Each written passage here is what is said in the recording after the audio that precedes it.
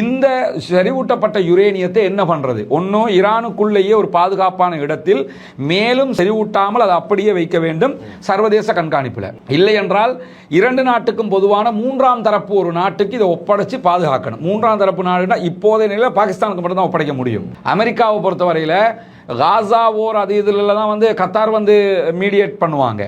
ஆனால் அமெரிக்காவுக்கு தலைவலின்னு வந்து சைனாவோட தலைவலினாலும் பாகிஸ்தான் தான் வருவாங்க, ஆப்கானில் தலைவலினாலும் பாகிஸ்தான் தான் வருவாங்க.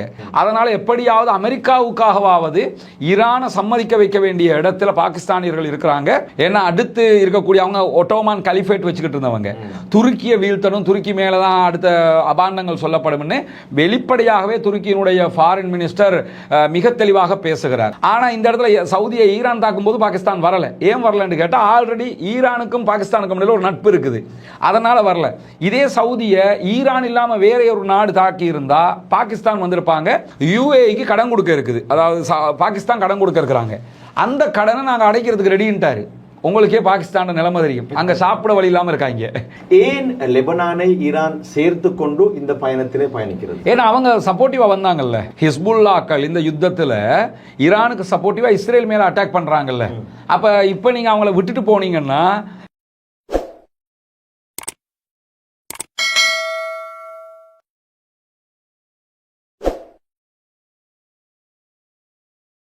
அஸ்ஸலாமு அலைக்கும் வரஹ்மத்துல்லாஹி வபரகாத்துஹு. மீண்டும் ஒரு ஷார்ட் டாக் நிகழ்ச்சியில் உங்கள் அனைவரையும் சந்திப்பதில் மகிழ்ச்சி அடைகிறேன்.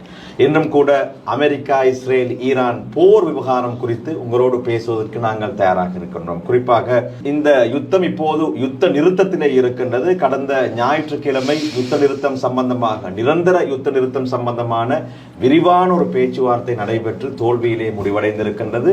இந்த நிலையிலே அமெரிக்க அதிபர் டொனால்ட் ட்ரம்ப் மீண்டும் நானும் ஹொர்முஸ் ஜலசந்தியை மூடியிருக்கின்றேன் என்று அறிவித்திருந்தார். அதனைத் தொடர்ந்து பல விவகாரங்கள் சமூக வலைதளங்களிலே வைரலாக பகிரப்பட்டு வரக்கூடிய நிலையிலே தற்போதைய நிலை எப்படி இருக்கின்றது? மீண்டும் ஒரு பேச்சுவார்த்தை நடைபெறுவதற்கான வாய்ப்புகள் உண்டா? இந்த போர் மீண்டும் நடைபெறுமா என்பது குறித்து உங்களோடு சில விடயங்களை கலந்துரையாட நாங்கள் தயாராக இருக்கின்றோம். இன்றும் கூட நான் சகோதரர் ரஸ்மின் MISC அவர்களை நிகழ்ச்சிக்கு அழைத்திருக்கிற நிகழ்ச்சிக்குள் அவர்களை சலாம் கூறி அன்போடு வரவேற்றுக் கொள்கிறேன். அஸ்ஸலாமு அலைக்கும் வரஹ்மத்துல்லாஹி வபரகாத்துஹு. வலைக்கும் ஸலாம் வரஹ்மத்துல்லாஹி வபரகாத்துஹு. ஈரான் ஹொர்முஸ் ஜலசந்தியை மூடியது, போர் ஆரம்பித்ததே அங்கிருந்து தான். அமெரிக்க அதிபர் சொல்லியிருந்தால் இதனை உடனடியாக திறக்க வேண்டும், இப்படித்தான் இந்த போர் மூண்டது. ஆனால் மீண்டும் டொனால்ட் ட்ரம்ப் சொல்கிறார் இப்போது நானும் ஹொர்முஸ் ஜலசந்தியை மூடி இருக்கின்றேன் என்று. என்ன புதுனம் இது?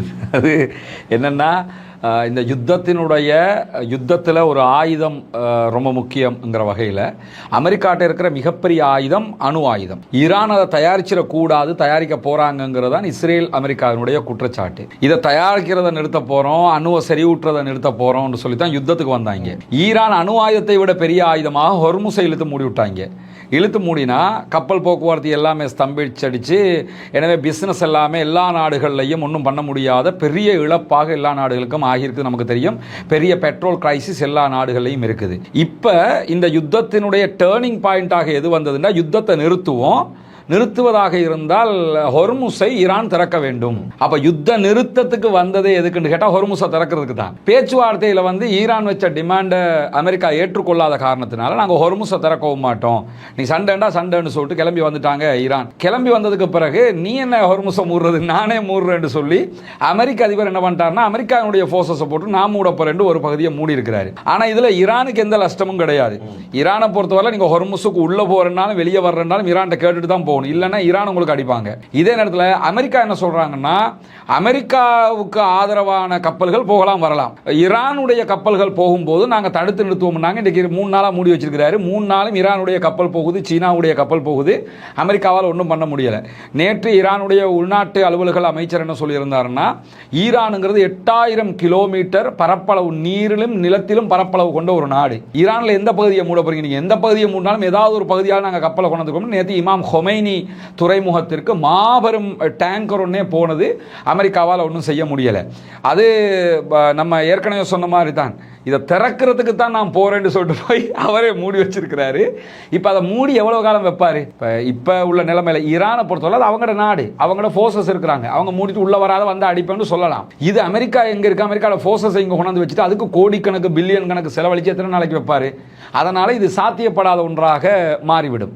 உண்மையில இந்த யுத்தம் அமெரிக்கா மக்களுக்கு மிகப்பெரிய ஒரு பாடத்தை கற்பித்திருக்கின்றது. பேர்பட்ட ஒரு தலைவருக்கு நாங்கள் வாக்களித்திருக்கின்றோம் என்ற பாடத்தை அமெரிக்கா மக்கள் கற்றிருப்பார்கள். எனவே இது அமெரிக்காவுக்கு மாத்திரமல்ல, ஒரு தேர்தல் வரக்கூடிய நேரத்திலே ஒரு தலைவரை தெரிவு செய்யும் போது எப்பேற்பட்டவர்களை நாங்கள் தெரிவு செய்ய வேண்டும் என்பதற்கு இனி வரலாறு, அதாவது உலகம் அழியும் வரை மிகப்பெரிய உதாரண புருஷராக டொனால்ட் ட்ரம்ப் திகழ்வார் என்பது நம்ம நாட்டில் விதாயக பலையை கொண்டு வந்தார் தானே ஜேஆர் கொண்டு வரும்போது நிறைய பேர் என்ன கேட்டாங்கன்னா, இப்படி ஒரு அதிகாரம், விதாயக பலைங்கிற அதிகாரம் ஒரு நல்லவண்ட கையில கிடைச்சா ஓகே, இது ஒரு கிறுக்கன் கையில கிடைச்சா எப்படி இருக்கும்னு அப்பவே கேள்வி எழுந்தது. அதுக்கு நம்ம கண்ணுக்கு முன்னாடி சில பேரை பார்த்தோம்ல, விதாயக பலைய கிடைச்சும் அதுல எந்த ஒரு பலனும் எடுக்காம வாழை இலையில சாப்பிட்டுக்கிட்டு இந்த மாதிரி கூத்துக்களை போட்டுக்கிட்டு போனாரு நம்முடைய முன்னாள் மைத்ரிபால சிறிசேன.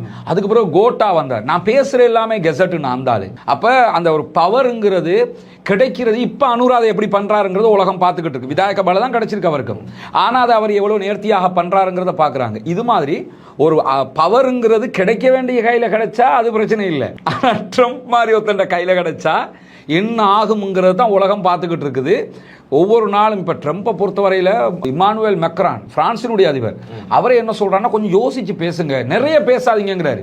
சாமியார்களுக்கு அட்வைஸ் கொடுப்பாங்க, நீங்க பேசாம இருந்தாலே நீங்க சாமி ஆயிடலாம், ஏன்னா பேசிக்கிட்டே இருந்தீங்கன்னா உங்களை மதிக்க மாட்டாங்க அப்படிங்கிறதுக்காக. அது மாதிரி இந்த ஆள் என்னன்னா ட்வீட் போடுறதும் பேசிக்கிட்டே இருக்கிறதும் கருத்துக்களை சொல்றதும் அண்மையில பாப்பரசராக மாறிவிட்டு. ஆமா, அப்ப யோசிச்சு பாருங்க, இதெல்லாம் ஒரு அதிபர் செய்யற வேலையா? உலக வரலாற்றில் இப்படி ஒன்று நடந்திருக்கு, ஜனாதிபதியை கண்டதே இல்லை. எனவே இந்த உலகம் இவரை போன்ற சீமான் சொல்லுவாரு, நம்ம நாடு ஒரு 4 பைத்தியக்காரங்க கிட்ட மாட்டிட்டு படுத பாடு இருக்குது என்ன மாதிரி. ஒரு பக்கம் இவர், சில பேர் அப்படி பார்த்தோம்னு சொல்லிச்சுன்னா நமக்கே ஒரு மாதிரியா தான் இருக்கும். எனவே இந்த 20 நிமிடத்தில் அவரை பற்றி பேசுவதாக இருந்தால் நிகழ்ச்சிக்கு வலுவில்லாமல் போய்விடும். சொல்லுங்கள், மீண்டும் ஒரு மிகப்பெரிய பேச்சுவார்த்தை நடைபெறுவதற்கான ஏற்பாடுகள் நடைபெறுவதாக நாங்கள் அறிகின்றோம். அதன் உண்மைத்தன்மை என்ன? அப்படி ஒரு பிரம்மாண்டமான பேச்சுவார்த்தை நடைபெறுமா? கண்டிப்பாக நடைபெறும். மேபி இந்த சண்டே நடைபெறுவதற்கான வாய்ப்புகள் ரொம்ப அதிகம். சண்டே மிஸ் ஆனால் மண்டே டியூஸ்டேக்குள்ள பாகிஸ்தான் தலைநகர் இஸ்லாமாபாத்தில் மீண்டும் ஒரு 2ஆம் கட்ட பேச்சுவார்த்தை நடைபெறும். அதனுடைய முன்னோட்டமாகத்தான் நேற்றைய தினம் பாகிஸ்தானுடைய இராணுவ தளபதி ஆசிம் முனீர் அவர்கள் ஈரானுக்கு போயிருக்கிறாங்க. ஈரானுடைய ஃபாரின் மினிஸ்டரை சந்தித்து பேச்சுவார்த்தை நடத்தியிருக்கிறாரு. பேச்சுவார்த்தை ரொம்ப சுமூகமாகவும் சக்சஸாகவும் இருந்தது என்கிற தகவல்களை எல்லாம் ஈரானுடைய பிரஸ் டிவி வெளியிட்டிருக்கிறாங்க. ஈரானை எப்படியாவது டிஸ்கஷன் டேபிளுக்கு கொண்டு வர்றது தான் மிக முக்கியமான ஒன்றாக பாகிஸ்தான் கருதுது. இன்னும் சொல்ல போனால் அவர் போகும்போதே என்ன சொல்லிட்டு போனார்னா, அமெரிக்காவினுடைய சில செய்திகளை நாங்கள் ஈரானுக்கு எடுத்து செல்கிறோம் அப்படின்னு சொன்னார். சேம் டைம் அமெரிக்க அதிபர் டொனால்ட் ட்ரம்ப்பும் என்ன சொன்னார்னா, ஆமாம், ஓரிரு நாட்களுக்குள்ளாக நல்ல செய்தி வரும், 2 மகிழ்ச்சிகரமான நாட்களை நீங்கள் சந்திக்க இருக்கிறீர்கள் அப்படிங்கிறாரு. 2 மகிழ்ச்சிகரமான நாட்கள்டா 2 நாள் டிஸ்கஷனை பேசி உலகத்துக்கே மகிழ்ச்சியை தரப்புறோங்கிறது தான் அவர் சொல்றாரு. எனவே இது ஒரு முடிவுக்கு வர்றதுக்கான வாய்ப்பு நிறைய இருக்குதுங்கிறதுனால தான் ஆசிம் முனீர் அவர்கள் போய் ஈரானில் இறங்கி இருக்கிறாரு. இந்த போனதுல மெயின் பேச்சுவார்த்தையாக ஈரானை சம்மதிக்க வைக்க வேண்டிய ஒரு பகுதி இருக்குது. என்ன பகுதின்னா, ஈரான் செறிவூட்டல், இந்த யுரேனியத்தை செறிவூட்டுவது 5 ஆண்டுகளுக்கு நாங்கள் நிறுத்துவதற்கு தயாருங்கிறாங்க. பேச்சுவார்த்தையில் 21 மணி நேரம் நடந்த இஸ்லாமாபாத் டாக்ல இதுதான் நடந்தது. ஆனால் அமெரிக்கா என்ன சொல்றாங்கன்னா, 20 ஆண்டுகளுக்கு நீங்க செறிவூட்டவே கூடாது அப்படிங்கிறாங்க. இப்ப 20 ஆண்டா அல்லது 5 ஆண்டா என்கிற ஒரு பேச்சு இருக்கிறது. அது மட்டுமல்லாம இந்த செறிவூற்றுதல்ங்கிறது 5 ஆண்டுகளாக இருந்தாலும் 20 ஆண்டுகளாக இருந்தாலும் 0 பாயிண்ட்டுக்கு கொண்டு வரணும்ங்கிறது அமெரிக்காவினுடைய கோரிக்கை. அதை தாண்டி ஆல்ரெடி 460 கிலோகிராம் செறிவூட்டப்பட்ட யுரேனியம் ஈரான் இடத்துல இருக்குது. இதுல 9 தொடக்கம் 10 அணுகுண்டுகளை தயாரிக்க முடியும். இந்த செறிவூட்டப்பட்ட யுரேனியத்தை என்ன பண்றது? ஒன்னும் ஈரானுக்குள்ளேயே ஒரு பாதுகாப்பான இடத்தில் மேலும் செறிவூட்டாமல் அதை அப்படியே வைக்க வேண்டும் சர்வதேச கண்காணிப்பில். இல்லை என்றால் 2 நாட்டுக்கும் பொதுவான 3ஆம் தரப்பு ஒரு நாட்டுக்கு இதை ஒப்படைச்சு பாதுகாக்கணும். 3ஆம் தரப்பு நாடுனா இப்போதைய நிலையில் பாகிஸ்தானுக்கு மட்டும் தான் ஒப்படைக்க முடியும். அமெரிக்காவுக்கும் ஈரானுக்கும் பொதுவானவங்க, பாகிஸ்தானுக்கு ஒப்படைப்பது, அவங்க அதை பாதுகாப்பாங்க. இல்லைன்னா செறிவூட்டப்பட்ட யுரேனியத்தை 60% செறிவூட்டியதை மீண்டும் கீழே மைனஸ் பண்ணலாம், 3.6க்கு மைனஸ் பண்ணுவது. இந்த பேச்சுவார்த்தைகள் மெயின் பேச்சுவார்த்தை. இதுக்கு ஈரான் வந்து எவ்வளவு தூரம் சம்மதிக்க போறாங்க, ஈரான் எவ்வளவு தூரம் சம்மதிக்கிறாங்களோ அதுக்கு பிறகு பேச்சுவார்த்தைக்கு போனா தான் அது வெற்றி அளிக்கும். திரும்ப அங்க போய் உட்கார்ந்துக்கிட்டு ஃபர்ஸ்ட்ல இருந்து பேசினா சரிப்பட்டு வருமா? அதுதான் ஆசிம் முனீர் அவர்கள் இந்த இடத்துக்கு வந்திருக்கக்கூடிய ஒரு முக்கியமான விஷயம். பெரும்பாலும் ஈரானை பாகிஸ்தானியர்கள் சம்மதிக்க வைப்பார்கள் என்று நம்ம நம்ப முடியும். ஏன்னா அதுக்கு சில சாதக பாதகம் இருக்கு. ஒன்று, இஸ்லாமியர்கள் என்கிற ஒரு உடன்பாடு இருக்குது ஆல்ரெடி. ரெண்டாவது, பாகிஸ்தானுக்கும் ஈரானுக்கும் இடையில எல்லை பகிர்வு இருக்குது. மூன்றாவது, எப்ப அமெரிக்காவுக்கு தலைவலி வந்தாலும் அப்ப பாகிஸ்தான் தான் வந்து நிற்கும். அமெரிக்காவை பொறுத்தவரையில காசா ஓர் அது இதுல தான் வந்து கத்தார் வந்து மீடியேட் பண்ணுவாங்க. ஆனா அமெரிக்காவுக்கு தலைவலின்னு வந்து சைனாவோட தலைவலினாலும் பாகிஸ்தான் தான் வருவாங்க, ஆப்கான்ல தலைவலினாலும் பாகிஸ்தான் தான் வருவாங்க. இப்ப கடைசியா கத்தார் சமாதான பேச்சுவார்த்தை நடத்தினாலும் அதுல மெயின் மீடியேட்டர் யாருன்னு கேட்டா பாகிஸ்தான். எனவே பாகிஸ்தானுக்கு அமெரிக்காவோடு நெருங்கிய ஒரு தொடர்பு இருக்கிறது. அதனால தான் நீங்க பாத்தீங்கன்னு சொல்லி சொன்னா இந்தியா அணு ஆயுத பலம் கொண்ட நாடாக மாறிய அதே நேரம் பாகிஸ்தானும் மாறியது. உலகத்தில் அணு ஆயுத பலம் கொண்ட ஒரே இஸ்லாமிய நாடு பாகிஸ்தான் மட்டும்தான். அதுக்கான காரணம் என்ன? நீ பண்ணிக்க, ஏன்னா அமெரிக்காவுடைய செல்லப்பிள்ளை. அதனால எப்படியாவது அமெரிக்காவுக்காகவாவது ஈரானை சம்மதிக்க வைக்க வேண்டிய இடத்துல பாகிஸ்தானியர்கள் இருக்கிறாங்க. ஈரானியர்களும் பாகிஸ்தான்காரன் சொன்னா கேட்டுக்கிடுவாங்க கொஞ்சம். அதனால தான் வந்தாங்க, இல்லைன்னா வரமாட்டாங்க. வேற யாரும் மீடியேட் பண்ணியிருந்தா அப்படி வந்திருக்க மாட்டாங்க. எனவே இதில் ஒரு சாதகம் நடப்பதற்கு வாய்ப்பு இருக்கிறது. பாகிஸ்தானுடைய பிரதமர் ஷபாஸ் ஷரீப் சவுதி, துருக்கி, கத்தார் நாடுகளுக்கு பயணிச்சிருக்கிறாரு. இந்த பயணம் எதற்காக, என்ன எல்லாம் இந்த பயணத்தில் நடைபெற போகிறது? இது என்னன்னா, அதாவது ஈரானுக்கான பயணம். ஈரான் பாகிஸ்தானுடைய ராணுவ தளபதி போயிட்டாரு. அங்க போய் ஈரானை கன்வின்ஸ் பண்ணுகிற வேலையை அவர் பண்ணிடுவாரு. அது சாத்தியமும் கூட, ஏற்கனவே நம்ம சொல்லிட்டோம். இதே நேரத்தில் இந்த பேச்சுவார்த்தைக்கு பாகிஸ்தானோட சேர்த்து வலுவான ஒரு தரப்பு அவங்களுக்கு தேவைப்படுகிறது. ஏன்னா துருக்கியை பொறுத்தவரையில துருக்கி தெளிவான ஒரு நிலைப்பாட்டில் இருக்கிறார்கள். என்ன நிலைப்பாடுன்னு கேட்டா, இப்ப ஈரான் அடி வாங்கிச்சுன்னு சொன்னா, ஈரானை அண்டர் கண்ட்ரோல் இல்லாம டோட்டலா டிஸ்ட்ராய் பண்ணிட்டாங்கன்னு சொல்லி சொன்னா, அடுத்ததாக இஸ்ரேல் யாரை கை வைப்பான்னா துருக்கியில தான் கை வைப்பான். ஏன்னா அடுத்து இருக்கக்கூடிய அவங்க ஒட்டோமான் கலிஃபேட் வச்சுக்கிட்டு இருந்தவங்க, துருக்கியை வீழ்த்தணும், துருக்கி மேலதான் அடுத்த அபாண்டங்கள் சொல்லப்படும் வெளிப்படையாகவே துருக்கியினுடைய ஃபாரின் மினிஸ்டர் மிக தெளிவாக பேசுகிறார். அப்படியெல்லாம் இருக்கும்போது துருக்கியில ஸ்டாண்டு, காசா ஓர் நடக்கும்போது துருக்கி வந்து இஸ்ரேலை தனிநாடாக அங்கீகரித்த ஒரு நாடு. ஆனா காசா ஓர் நடந்துகிட்டு இருக்கும் போதே துருக்கி இஸ்ரேலுடனான தொடர்புகளை எல்லாம் கட்டமாக இல்லாமல் ஆக்கிட்டாங்க. துருக்கியில இருந்துதான் நிறைய இரும்பு தாதுகள் இஸ்ரேலுக்கு போகும். எல்லாத்தையுமே, ஈவன் சிமெண்ட் உட்பட எல்லாத்தையுமே பொருளாதார ரீதியாக முடக்கிட்டாங்க துருக்கி. இப்படியெல்லாம் பண்ணிக்கிட்டு இஸ்ரேலோட அவங்களுக்கு ஒரு முருகல் நிலை இருந்து கொண்டே இருக்கிறது. இந்த ஓர்ல நீங்க எடுத்துக்கிட்டீங்கன்னு சொன்னா, ஈரானுக்குள்ள தரைப்படையாக ஒரு குழு நுழைகிறதா இருந்தா யாரும் நுழை வைக்க பார்த்தாங்கன்னு சொன்னா குர்துகள் யாருன்னு கேட்டா சன்னி முஸ்லீம்கள். இவங்களை எப்படியாவது உள்ள அனுப்பணும்னு ட்ரை பண்ணும்போது இவங்களுக்கு ஃபண்டு பண்றது, ஆயுதம் கொடுக்கறது, எல்லாம் பண்றது யாருன்னு கேட்டா துருக்கி தான் பண்றாங்க. ஐஎஸ்க்கு எதிராக, பயங்கரவாதத்துக்கு எதிராக பண்ணிக்கிட்டு இருந்தாங்க. அப்ப உடனடியாக துருக்கி தலையிட்டு என்ன சொல்லிட்டாங்கன்னா, நீங்க ஈரானுக்குள்ள நுழையக்கூடாது, நுழைஞ்சீங்கன்னா ஈரானும் உங்களுக்கு அடிப்பான், நாங்களும் அடிப்போம், எங்கள்கிட்ட இருந்து எந்த உதவியும் எதிர்பார்த்தக்கூடாது. ஏன்னா ஈரான் வீழ்வது என்பது இந்த நேரத்தில் இஸ்ரேலை வலுவாக்கும். அதை நம்ம நாட்டிலையும் சில பேர் புரிஞ்சுக்கிறது இல்லை. இஸ்ரேல் மேல மேல வந்துகிட்டே இருப்பான் ஈரான் விழுந்துச்சுன்னு சொன்னா. அந்த அடிப்படையில் துருக்கியை வந்து இந்த பேச்சுவார்த்தைக்குள்ள பாகிஸ்தான் தனக்கு வலுவாக கொண்டு வந்து நிறுத்த பார்க்கிறது. அதே மாதிரி சவுதி அரேபியாவையும் தனக்கு சப்போர்ட்டிவாக வந்து நிறுத்த பார்க்கிறது. என்று கேட்டா, சவுதி அரேபியாவில் நாம் மாற்று கருத்துக்கள் நிறைய இருக்கலாம் இந்த ஜியோ பாலிடிக்ஸ்ல. ஆனா இந்த விவகாரத்தில் சவுதி அரேபியா என்ன பண்ணுவாங்கன்னு சொல்லி சொன்னா, யுத்த நிறுத்தம் வரணும். ஏன்னா சவுதிக்கு என்னதான் நம்ம மௌலவிமார்கள் யாரும் பேசலாம், இஸ்ரேலு பரவாயில்லை, ஈரானை விடலாம் பேசலாம். ஆனால் சவுதிக்கு தெரியும், ஈரானா இஸ்ரேல் ஆண்டு வந்துட்டா ஈரான் நமக்கு பரவாயில்லை, அதனால ஈரான்காரங்க இருக்கிறது நல்லதுதாங்கிற லெவலில் இருப்பாங்க. சவுதி அதை புரிஞ்சதுனால தான் சவுதியோட பாகிஸ்தான் பேச ரெடி ஆகிறாங்க, கத்தாரோட பேச ரெடி ஆகிறாங்க. இதை தாண்டி இதுக்குள்ள இன்னொரு பாலிடிக்ஸ் என்ன இருக்குன்னு கேட்டா, இப்ப ஈரான் அணு ஆயுதத்தை தயாரிக்க போறாங்கிறது பேசுபொருள். ஆல்ரெடி அணு ஆயுதத்தை வச்சுக்கிட்டு இருக்கிறது யாரு?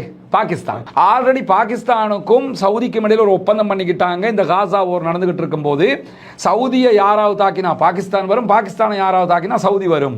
ஆனா இந்த இடத்துல சவுதியை ஈரான் தாக்கும் போது பாகிஸ்தான் வரல. ஏன் வரலன்னு கேட்டா, ஆல்ரெடி ஈரானுக்கும் பாகிஸ்தானுக்கும் இடையில ஒரு நட்பு இருக்குது, அதனால வரல. இதே சவுதியை ஈரான் இல்லாம வேற ஒரு நாடு தாக்கி இருந்தா பாகிஸ்தான் வந்திருப்பாங்க.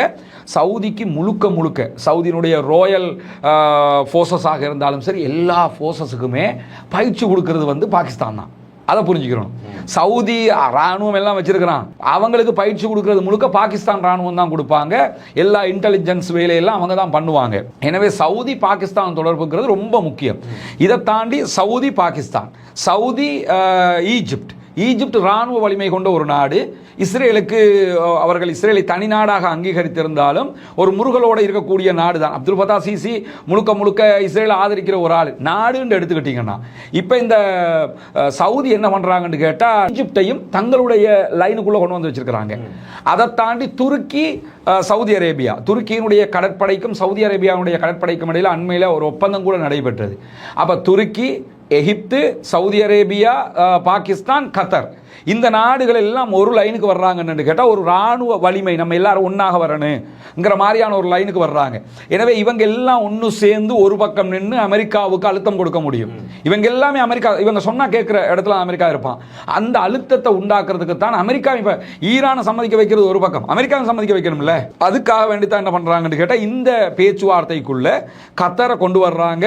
கத்தர் ஆல்ரெடி எப்படியுமே ஈரான் பக்கம் தான் நிற்பாங்க. அதனால இந்த பேச்சுவார்த்தைக்கு அமெரிக்காவுக்கு அழுத்தம் கொடுப்பாங்க. அதே மாதிரி சவுதியை கொண்டு வருவாங்க, எகிப்தை கொண்டு வருவாங்க, துருக்கியை கொண்டு வருவாங்க. எகிப்துக்கு இந்த பயணத்தில் அவர் போகலை, நேற்று கிளம்பிட்டார், இப்போ கத்தரில் போய் இறங்கிட்டார். சனிக்கிழமை வரைக்கும் அவருடைய பயணம் இருக்குது. இந்த நாடுகளை எல்லாம் லைனுக்குள்ளே கொண்டு வந்து இந்த நாடுகள் மூலமாக அமெரிக்காவுக்கு அழுத்தம் கொடுக்குற அதே நேரம் அவங்களுடைய ராணுவ தளபதியை விட்டு ஈரானை சம்மதிக்க வச்சிருவார். ரெண்டுமே சேம் டைம் நடந்ததுன்னா பேச்சுவார்த்தை சக்சஸ் ஆயிரும். Shehbaz Sharif Saudi Arabia, Qatar, துருக்கி ஆகிய நாடுகளுக்கு பயணம் செஞ்சாலும் மறுபக்கத்தில் இருக்கக்கூடிய துபாய், பஹ்ரைன், குவைத் போன்ற நாடுகளுக்கு பயணம் செய்யவில்லை. இது ஒரு மிக முக்கியமான பேசு பொருளாக பேசப்படுகின்றது. என்ன காரணம், ஏன் அவர் போகவில்லை? இதுக்கு ரெண்டு காரணம் இருக்கிறது. ஒன்று என்னன்னு கேட்டா, நம்ம என்னதான் நீங்கள் மிடில் ஈஸ்ட், குறிப்பாக கல்ஃப் கண்ட்ரிஸ் எடுத்து, கல்ஃப் கண்ட்ரிஸ்லாம் 6 கண்ட்ரிஸ் இருக்குது. சவுதி இருக்கிறாங்க, கத்தார் இருக்குது, துபாய் UAE இருக்கிறாங்க, குவைத் இருக்குது, பஹ்ரைன் இருக்குது, ஒமானையும் சேர்த்துக்கிறவாங்க. இதுக்குள்ள அவங்க கல்ஃபுக்குள்ள வரலன்னாலும் சேர்த்துக்கிறவாங்கன்னு வச்சுக்கிறோங்க. இந்த மாதிரி நாடுகள் சேர்ந்தது தான் கல்ஃப் கண்ட்ரீஸ் என்று வச்சிருக்கிறாங்க. கல்ஃப் அரப் கண்ட்ரீஸ், நன் கல்ஃப் அரப் கண்ட்ரீஸ் என்று 2 வச்சிருக்கிறாங்க.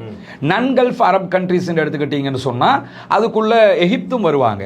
இப்போ கத்தரை, அதாவது துபாயை பொறுத்தவரையில் துபாயினுடைய ஆட்சியாளர்களில் அதுக்குள்ள 7 கண்ட்ரிஸ் இருக்குல்ல, இந்த 7 ஸ்டேட்டு ஒன்றாக வந்தது தான் ஒரு கண்ட்ரியாக UAEன்னு வச்சிருக்கிறாங்க. இந்த 7 ஸ்டேட்டை நீங்கள் எடுத்துக்கிட்டீங்கன்னா 7க்குள்ளேயே நிறைய கருத்து வேறுபாடு இருக்குது. ஷார்ஜாவெல்லாம் எடுத்துக்கிட்டீங்கன்னா துபாயினுடைய மன்னருடைய போங்குகளுக்கெல்லாம் மொத்தமாக அக்செப்டபிள் கிடையாதவங்க. இந்த பிரச்சனையும் அவங்களுக்குள்ள இருக்கக்கூடிய சூழல்ல இந்த முஸ்லீம் நாடுகளுக்குள்ள வரக்கூடிய பிரச்சனைகள் இருக்குல்ல, இந்த பிரச்சனைகளுக்கெல்லாம் வலுவாக ஃபண்டு பண்ணி நிறைய சிக்கல்கள் இஸ்ரேலுக்கு ரொம்ப ஃபேவராக நடக்கக்கூடியது யாருன்னு பார்த்தா UAE தான். நீங்கள் சூடான் பிரச்சனையை எடுத்துக்கிட்டாலும் சரி, யமனில் சவுதி உள்ள பூந்து அடிச்சு வரட்டுனா அந்த பிரச்சனை எடுத்துக்கிட்டாலும் சரி, இது எல்லாமே யார் பண்ணுறான்னு கேட்டால் நேரடியாகவே UAE. யமனுக்குள்ள 2 கப்பல், ஆயுத கப்பல் 3 மாதத்துக்கு முன்னாடி UAE ஆயுத கப்பல் போனது, சவுதி அரேபியாவுடைய ராயல் ஃபோர்ஸஸ் குண்டு போட்டு ஆயுத கப்பலை அழிச்சாங்க. இது உலகத்துக்கே தெரிஞ்ச விஷயம். அப்போ சவுதிக்கும் UAEக்கும் இடையில ஒரு பெரிய இன்டர்னல் வார் ஒன்று போய்கொண்டே இருக்கிறது. UAE நம்ம கல்ஃபையே காவு கொடுக்குறாங்க, UAE முழுவதுமாக இஸ்ரேல் பக்கம் சாயிறாங்க. இஸ்ரேலை அங்கீகரிக்கிறதுங்கிறது வேறு, அவங்களோட பார்வையில் அங்கீகரிக்கிறதுங்கிறது வேறு. ஆனால் நீங்கள் ஏன் அவங்களாகவே மாறுறீங்கிற கேள்வி உண்டு சவுதிக்கு இருந்து கொண்டே இருக்கிறது. ஏன்னா சவுதியை பொறுத்தவரையில் இப்போ இவன் நல்லவனா அவன் நல்லவனாங்கிறத தாண்டி நமக்கு ஓரளவுக்கு சப்போர்ட் யாரு என்கிற இடத்துல தான் சவுதி இருக்கிறாங்க. அவங்களுக்கு அமெரிக்காவை பகைச்சு கொள்ளவும் முடியாது, ஈரானோட நெருங்கி கொள்ளவும் முடியாது. அப்போ ஈரான் அணு ஆயுதம் தயாரித்து வந்து அவனோட சேர்றதை விட தயாரிச்சிருக்கிற பாகிஸ்தானோட சவுதி அரேபியா சேர்ந்து போயிடலாம். இதை தாண்டி நீங்க பாத்தீங்கன்னா ஒரு 2-3 நாட்களுக்கு முன்பதாக பாகிஸ்தானுடைய பிரதமர் ஷெபாஸ் ஷெரீப் UAEக்கு கடன் கொடுக்க இருக்குது. அதாவது பாகிஸ்தான் கடன் கொடுக்க இருக்கிறாங்க, அந்த கடனை நாங்கள் அடைக்கிறதுக்கு ரெடின்ட்டாரு. உங்களுக்கே பாகிஸ்தான் நிலைமை தெரியும், அங்கே சாப்பிட வழி இல்லாமல் இருக்காங்க. இப்போ நம்ம நாடாவது எக்கானமிக்கில் மேலே வந்துட்டோம், இப்போ கிரைசிஸில் இருந்து. பாகிஸ்தான் இன்னும் மேலே வரல, IMFல கடன் எடுத்துருக்கிறாங்க, இராணுவத்தில் பெரிய வலிமை தான், அணு ஆயுதம் எல்லாம் இருக்குது. அணு ஆயுதம் இருந்து அணு ஆயுதத்தை வச்சு சாப்பிட முடியுமா? சோறு இருக்கணும்ல சாப்பிட்றதுக்கு. அப்போ அவங்க பொருளாதார ரீதியில் ரொம்ப பலவீனப்பட்டு கடன் வாங்க முடியுமா? உங்களுக்கு கொடுக்கறத நினைச்சும் பார்க்க முடியாது. இந்த சூழல் என்ன பண்றாங்கன்னு கேட்டால் UAEக்கு நாங்கள் கடனை திருப்பி தர்றோம்ங்கிறாங்க. எந்த தைரியத்தில் சொல்றாங்கன்னா சவுதி கொடுக்குது, நான் கடனை தர்றேன், நீ கட்டி முடிச்சிரு, நீ அந்த பக்கமே போயிடக்கூடாது, ஏன்னா அவங்க ரொம்ப டேஞ்சரு என்கிற இடத்துக்கு UAEக்கு சாயாம சவுதி பக்கமே முழுவதுமாக பாகிஸ்தான் சாய்ந்து நிற்கிறது. UAE நீங்க இதுக்குள்ள கொண்டு வர முடியாது. யுஏஇ வந்து முழுவதுமாக அமெரிக்காவா மாறி நிற்பாங்க. யுஏஇ பிசினஸை நீங்க எடுத்துக்கிட்டீங்கன்னா யுஏஇக்கு உள்ளதான் நீங்க திர்ஹம்ல பிசினஸ் நடக்கும். நீங்க அதை வந்து அமெரிக்கான்னு நினைச்சுக்கோங்க, இன்டர்நேஷனல் மார்க்கெட்டா தான் பிசினஸ் நடக்கும். யுஏஇல டாலர் வந்து ஏற்ற இறக்கம். இப்ப இங்க டாலர் 313 ரூபாண்டுவீங்கல்ல, இன்னைக்கு ஸ்ரீலங்கால ஒரு டாலர் எவ்வளவுன்னு கேட்டா 313 ரூபா அல்லது 300 ரூபா இப்படி சொல்லுவீங்க. ஆனே யுஏஇல போன மாசம் டாலர் எவ்வளவுன்னு கேளுங்க, இந்த மாசம் எவ்வளவு டாலர்னு கேளுங்க, அங்க மாறவே மாறாது. காரணம் என்னன்னு கேட்டா அது அவங்களுக்குள்ள ஒரு எக்ரிமெண்ட். டாலருடைய ஏற்ற இறக்கமே அங்க கிடையாது. முழுக்க டாலர் பிசினஸ் ஒன்று அங்கே இருக்குது. இந்த மாதிரி இருக்கிறதுனால யுஏஇ போய் நம்ம சம்மதிக்க வச்சு இதுக்குள்ள கொண்டு வரது டைம் வேஸ்ட். இதனால யுஏஇ பக்கம் அவர் போகல. பஹ்ரைனும் கிட்டத்தட்ட இதே நிலைமையில இருக்கிறாங்க. பஹ்ரைன் ஒரு புறம் எடுத்துக்கிட்டீங்கன்னா சவுதியினுடைய ஒரு காலனி மாதிரி தான் அது இருக்கும். ஆனாலும் அவங்க முழுவதுமாக அமெரிக்காவை சார்ந்து இருக்கிறார்கள். இந்த ஆப்ரஹாம் ஒப்பந்தத்தின்படி அவங்க இஸ்ரேலோட கூட்டணியில் இருக்கிறாங்க. எனவே அவங்களை இந்த யுத்தத்துக்கு பிறகு கொஞ்சம் சமாதானப்படுத்தி கொண்டு வர்றதுங்கிறது சாத்தியமில்லை. Time waste. ஏன்னா அவங்க அவ்வளவு பெரிய ஆட்களும் கிடையாது, குவைத்தும் அவ்வளவு பெரிய ஆட்களும் கிடையாது. யார் இங்க பெரிய அண்ணன் எடுத்துக்கிட்டீங்கன்னா சவுதி தான். அப்ப அடுத்ததாக கத்தார் தான். பஹ்ரைன் அதாவது துபாய் வந்து பெரிய பிசினஸ் பண்ணுவாங்க, பெரிய வேர்ல்டு மார்க்கெட் அதெல்லாம் இருக்குது. ஆனா பொலிட்டிக்கல்ல யார் பெரிய ஆளு அப்படின்னு பாத்தீங்கன்னு சொல்லி சொன்னா கத்தர், சவுதி அரேபியா இந்த ரெண்டையும் பிடிச்சிக்கிட்டாரு ஷபாஸ் ஷரீப். மூணாவதாக துருக்கி. ஆல்ரெடி ஈஜிப்ட் சரி அவங்களுக்குள்ள வந்துட்டாங்க, அதனால தான் துருக்கியை பிடிக்கிறாங்க. இந்த காரணங்களால தான் இந்த மூன்று நாட்டையும் ஓரம் வச்சுவிட்டு நம்ம இவங்களை லைனுக்கு எடுத்துருவோம், எடுத்து இந்த பேச்சுவார்த்தையை சக்சஸ் பண்ணுவோம்ன்றதுக்காக அவர்களை அழைத்திருக்கிறார். ஈரானுக்கும் யுத்த நிறுத்தம் என்றால் லெபனானுக்கும் யுத்த நிறுத்தம். அமெரிக்கா அதனை ஏற்றுக்கொள்ளவில்லை, இஸ்ரேலும் அதனை ஏற்றுக்கொள்ளவில்லை.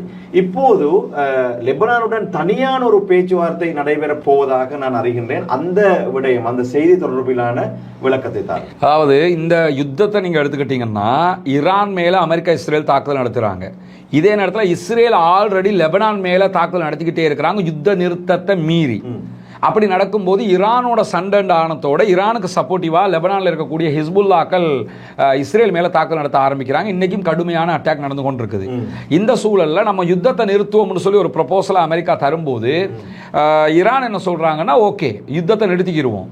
யுத்த நிறுத்தம்னா எங்களுக்கும் யுத்த நிறுத்தம், லெபனானுக்கும் யுத்த நிறுத்தம், ஏன்னா நாங்க ரெண்டு பேரும் சேர்ந்து தானே சண்டைக்கு வந்தோம் அப்படின்னு சொல்லும்போது ஆரம்பத்தில் ஆமான்னு தான் சொல்லி இருந்தாங்க. பேச்சுவார்த்தைக்கு முன்பதாக ஷபாஸ் ஷரீஃப் என்ன சொல்லியிருந்தாருன்னா லெபனான்லையும் ஈரான்லையும் தான் யுத்த நிறுத்தம்னு சொல்லியிருந்தார். திடீர்னு அமெரிக்க அதிபருக்கு முன்னாடி இஸ்ரேலிய பிரதமர் என்ன சொன்னார்னா, இல்லை லெபனான்ல யுத்த நிறுத்தம் இல்லை, அது வந்து ஈரான்ல மட்டும் தான் யுத்த நிறுத்தம்னாரு. அதுக்கப்புறம் அமெரிக்க அதிபர் ஆமா அது ஈரான்ல மட்டும்தான் யுத்த நிறுத்தம் அப்படின்னு இவர் சொன்னதையே வழிமொழிஞ்சாரு. இது ஒரு பிரச்சனையாக மாறியது. அதுக்கு பிறகு இதை சமாளிக்கிறதுக்கு கொண்டாந்து ஒரு திட்டம் என்னன்னு கேட்டா, ஈரானோட நாங்க யுத்த நிறுத்தத்தை பேசிக்கிறோம், லெபனானும் இஸ்ரேலும் ஒரு யுத்த நிறுத்தத்தை பேசி முடிவுக்கு கொண்டு வர வேண்டும் அப்படிங்கிறாங்க. இதுல மிகப்பெரிய ஒரு சூழ்ச்சி இருக்குது. என்ன சூழ்ச்சின்னா, ஈரானோட யுத்த நிறுத்தத்துக்கு முடிவுக்கு வந்துச்சுன்னு சொன்னா திரும்ப இஸ்ரேல் லெபனான் மேல அடிக்கவே முடியாது. அடிச்சாங்கன்னு வைங்க, ஈரான் மேல அடிச்சதுக்கு சமானமாகும், யுத்த நிறுத்தத்தை மீறியதாகும். ஈரானே களமிறங்கி திரும்பி அடிக்கலாம் இஸ்ரேல் மேல, அமெரிக்கா கேள்வி கேட்க முடியாது. ஆனா லெபனானும் இஸ்ரேலும் ஒரு பேச்சுவார்த்தைக்கு வந்து ஒரு முடிவுக்கு வந்தாங்கன்னா எந்த நேரம் நினைச்சாலும் இஸ்ரேல் லெபனானுக்கு அடிப்பான். ஆமா, இதைத்தான் ஹிஸ்புல்லா என்ன சொல்றாங்கன்னு கேட்டா, உங்களை கொழுவ பாக்குறாங்க, உங்களை ஏமாத்த பாக்குறாங்க, மாட்டிக்காதீங்க. இந்த பேச்சுவார்த்தையை நாங்க இன்னைக்கு நடக்குது பேச்சுவார்த்தை அமெரிக்கால, இந்த பேச்சுவார்த்தையை நாங்கள் ஏற்றுக்கிற மாட்டோம் அப்படிங்கிறாரு. நேற்று ஒரு பேச்சுவார்த்தை நடந்தது, இன்னைக்கு ஒரு சாதாரணமான பேச்சுவார்த்தை நெக்ஸ்ட் வீக்கும் நடக்க இருக்கிறது. நாங்கள் இதுக்கு ஏற்றுக்கிறவே மாட்டோம்னு ஹிஸ்புல்லாக்கள் தெளிவாக சொல்றாங்க. அதுதான் புத்திசாலித்தனமும் கூட. ஆனால் லெபனானுடைய கவர்மெண்ட்டை அமெரிக்காவுடைய கவர்மெண்ட் மாதிரி, அது அவங்க சொன்னா கேட்டுக்கிறவாங்க. அவங்களுக்கு சொல்லி என்னன்னா, நீங்க இஸ்ரேலோட 93க்கு பிறகு நடக்கிற ஒரு பேச்சுவார்த்தை நீங்க நேரடியா பேசி முடிச்சுக்கிறீங்கிறாங்க. இது முடிவுக்கு வராது. இது பேச்சுவார்த்தை நடத்தினா திரும்ப என்ன பண்ணுவாங்கன்னு கேட்டா, ஹிஸ்புல்லாக்கள் ஆயுதத்தை கீழே வைக்கல, ஹிஸ்புல்லாக்கள் சரணராகல, ஹிஸ்புல்லாக்கள் மேல நாங்க அட்டாக் பண்றோம், பொதுமக்கள் மேல திரும்ப இஸ்ரேல் தாக்குதல் நடத்துவான். அப்ப ஈரானுக்கு கேள்வி கேட்க முடியுமா? ஏன்னா உங்க எக்ரிமெண்ட் வேற, இந்த எக்ரிமெண்ட் வேறன்றுவான். அதனாலதான் ஈரான் என்ன சொல்றாங்கன்னா, இல்ல தனியான எக்ரிமெண்ட்டுக்கெல்லாம் போக முடியாது, எங்களோட லெபனான் எக்ரிமெண்ட்டுக்குள்ள வந்துடணும். யுத்த நிறுத்தம்னா ஈரானுக்கும் யுத்த நிறுத்தம், லெபனானுக்கும் யுத்த நிறுத்தம், சண்டைன்னா ஈரானுக்கும் சண்டை, லெபனானுக்கும் சண்டை, இப்படி கொண்டு வருவோம்ங்கிறாங்க. இதைத்தான் எப்படியாவது பிரிச்சு கொண்டு வந்துடணும்னு இஸ்ரேல் ட்ரை பண்றாங்க. ஆனா ஈரான் அதை ரொம்ப பிடிவாதமாக இருக்கிறாங்க. யுத்த நிறுத்த பேச்சுவார்த்தைகள் எப்படி முடியும் என்பதை பொறுத்து தான் அடுத்த கட்டம் நம்ம பார்க்க வேண்டியிருக்கு. யுத்த நிறுத்தம் இப்போது அமுலிலே இருக்கின்றது. ஆனாலும் ஈரான் மிக கடுமையாக, ஈரானுடைய கோரிக்கை லெபனானை தாக்கக்கூடாது, அதனால் தான் இந்த பேச்சுவார்த்தை இழுபட்டு கொண்டிருப்பதாக நான் அறிகிறேன். ஏன் லெபனானை ஈரான் சேர்த்து கொண்டு இந்த பயணத்திலே பயணிக்கிறது? ஏன்னா அவங்க சப்போர்ட்டிவா வந்தாங்கல்ல, ஹிஸ்புல்லாக்கள் இந்த யுத்தத்துல ஈரானுக்கு சப்போர்ட்டிவா இஸ்ரேல் மேல அட்டாக் பண்றாங்கல்ல. அப்ப இப்ப நீங்க அவங்கள விட்டுட்டு போனீங்கன்னா ஹிஸ்புல்லாக்களை யார் கை கொடுப்பா? அவங்களை உருவாக்கினதே ஈரான் தானே, தங்களுக்கு சப்போர்ட்டுக்கு தான் உருவாக்கினாங்க. இப்போ கைவிட முடியாதுல்ல, அதனால தான் பிடிச்சிக்கிட்டு நிற்கிறாங்க. கைவிட்டவும் கூடாது. கைவிட்டாங்கன்னா ஏற்கனவே நான் சொன்ன விளைவு நடக்கும். லெபனான் மேலே எப்போனாலும் இஸ்ரேல் தாக்குதல் நடத்துவான். யாரும் கேட்க பார்க்க முடியும், அனாதை பிள்ளை மாதிரி ஆயிடுவாங்க. அதனால தான் அந்த பிடியை பிடிச்சிக்கிட்டே நிற்கிறாங்க. இல்லை லெபனானை சேர்த்து இன்க்ளூட் பண்ணியே கொண்டு வாங்கன்னு சொல்லி அதுக்கு தான் கேட்டுக்கிட்டு இருக்கிறாங்க. இன்றைய நாளுக்கான இறுதி வினா, இன்னும் ஓரிரு தினங்களில் நடைபெறவிருக்கக்கூடிய மிக முக்கியமான பேச்சுவார்த்தை வெற்றி அளித்து யுத்த நிறுத்தம் தொடரான யுத்த நிறுத்தம் அமுலிலே இருக்கக்கூடிய நிலையிலே ஏதாவது சூழ்ச்சிகள் ஈரானுக்கு எதிராக மேற்கொள்ளப்பட்டால், அதாவது ஹர்மூஸை நெருங்க நினைத்தால், இப்படியான ஏதாவது செய்வாங்கல்ல, இப்படி எதுவும் நடைபெற்றால் ஈரானுடைய நடவடிக்கை எப்படி இருக்கும்? ஈரான் எப்படியான ரியாக்டிவ்? கன்ஃபார்மாக அட்டாக் பண்ணுவாங்க. ஆல்ரெடி நீங்கள் பார்த்தீங்கன்னா 2 நாளைக்கு முன்னாடி ஒரு வீடியோ போட்டிருக்காங்க. டொனால்ட் ட்ரம்ப் என்ன சொன்னாருன்னு கேட்டால், சமாதான பேச்சுவார்த்தை ஞாயிற்றுக்கிழமை நடக்க இருக்கும்போது என்ன சொன்னாருன்னா, எங்களுடைய 2 கப்பல் உள்ளே போயிடுச்சு, உள்ளே போய் இருக்கக்கூடிய கன்னி வெடியெல்லாம் அகற்றிக்கிட்டு இருக்கிறாங்க அப்படின்னு சொல்லி சொன்னார். பச்சை பொய்யோ சொன்னார். ஏன்னா ஈரான் தெளிவாக வீடியோவே போட்டுவிட்டான்னு கேட்டால், கப்பல் வரும்போதே ஈரான்காரங்க சொல்கிறாங்க, உள்ளே வராத, எச்சரிக்கை தர்றோம், யூஎஸ் கப்பல் திரும்பி போயிடணும், உள்ளே வந்தீங்கன்னா அட்டாக் பண்ணுவோம், எங்கள் இராணுவம் தயாராக இருக்குது அப்படின்னு சொல்லி. அதனால் உள்ளே எல்லாம் அதை ரிட்டர்ன் போயிட்டாங்க. அப்போ ஆல்ரெடி நீங்கள் எடுத்துக்கிட்டிங்கன்னா ஐஆர்ஜிசி ஒரு வரைபடம் வெளியிட்டிருக்கிறாங்க. இந்த வரைபடத்தை எல்லா கப்பலும் வச்சுக்கிறேன்னு சொல்லி. இப்போ ஹொர்முஸில் மட்டுமே 3000க்கு மேற்பட்ட கப்பல்கள் நிற்குது. ஹொர்முஸில் இந்த யுத்தத்தில் அப்படியே நிற்குது. இதில் 20,000க்கு மேற்பட்டவர்கள் இருக்கிறார்கள். இந்த கப்பல்களில் மாலுமிகள், சுற்றுலா கப்பல்களும் இருக்குதுன்னு சொல்லி நேற்று அல் ஜசீரா சொல்கிறாங்க. 20,000 பேர் இந்த ஹொர்முஸ் நீர்ப்பரப்புக்குள்ளே மாட்டிக்கிட்டு நிற்கிறாங்க. யுத்த நிறுத்தம் சக்ஸஸ் ஆனால் மட்டும்தான் அங்கே போக முடியும், இல்லாட்டி இந்த பக்கம் வர முடியும். இதுக்கு இடையில் அமெரிக்காவினுடைய ஃபோர்ஸஸ் ஹொர்முஸுக்குள்ளே வந்தால் கன்ஃபார்மாக நாங்கள் இப்போ மட்டும் இல்லை, சமாதானம் ஆனதுக்கு பிறகு அமெரிக்க இராணுவம் வரக்கூடாது. ஹொர்முஸ் வழியாக அமெரிக்காவுடைய ஃபோர்ஸஸ் போகவே கூடாதுங்கிறது ஆல்ரெடி இருக்கிற ஒரு நிபந்தனை. வந்தால் கன்ஃபார்மாக ஈரான் தாக்குதல் நடத்துவாங்க. இப்போ ஈரானை நீங்கள் ஒன்று புரிஞ்சுக்கிறீங்க, ஈரான் 40 வருஷமாக ஒரு 50-50 பேலன்சிங்கில் தான் இருந்தாங்க. அமெரிக்கா நமக்கு எப்பயும் அடிக்கலாம், அடித்தா வென்றுவோமா வெல்ல மாட்டோமா இருந்தாங்க. இப்போ அடித்தா வென்றுட்டாங்க. இப்போ என்னென்னா இவ்வளவு தானா, இப்போ எது வந்தால் நாங்கள் சமாளிப்போம்ன்ற அளவுக்கு வந்துட்டாங்க. அதனால் இனிமேல் எது வந்தாலும் அவங்க ரிப்பீட் அடிப்பாங்க. அதனால் ஹொர்முஸுக்கெல்லாம் அந்த ஏமாற்றுகிற வேலை, சித்து விளையாட்டெல்லாம் திரும்ப பண்ண முடியாது. இன்னொன்று என்ன கேட்டால், இந்த ஏமாறுற அளவுக்கு அரபுகள் மாறி இருப்பாங்கன்னு நான் நம்பலை. இந்த பாரசீகத்தை சேர்ந்தவங்க அவங்களுடைய வலிமையை பார்க்கும்போது அப்படியான ஆட்கள் கிடையாது. எனவே பொறுத்திருந்து பார்ப்போம். எது எவ்வாறாக இருந்தாலும் யுத்தம் முடிவுக்கு வர வேண்டும், உலகத்திலே சமாதானம் மிளிர வேண்டும் என்பதுதான் எங்களுடைய மிகப்பெரிய பிரார்த்தனையாக இருக்கின்றது. இன்றும் கூட வரும் வரையிலே ஒரு செய்தியை வாசித்திருந்தேன். அதாவது இந்த யுத்தம் தொடர்ச்சியாக நடைபெறுமாக இருந்தால் பசியால் பல நாடுகள் வாடும் என்ற ஒரு மிக மோசமான பயங்கரமான செய்தியையும் வாசிக்க கிடைத்தது. எனவே இறைவன் அருளால் இந்த யுத்தம் நிறைவுக்கு வர வேண்டும், அனைவரும் சமாதானமாக இருக்க வேண்டும் என்ற பிரார்த்தனையோடு இன்றைய நிகழ்ச்சியை இத்தோடு நிறைவுக்கு கொண்டு வருகின்றேன். என்னுடைய அழைப்பை ஏற்று கலையகத்திற்கு வந்து என்னுடைய எல்லா வினாக்களுக்கும் பதில்களை வழங்கிய சகோதரர் ரஸ்மின் MISC அவர்களுக்கு நன்றிகளை தெரிவித்துக் கொள்கிறேன். ரொம்ப நன்றி. ஜஸாக்கல்லாஹ்.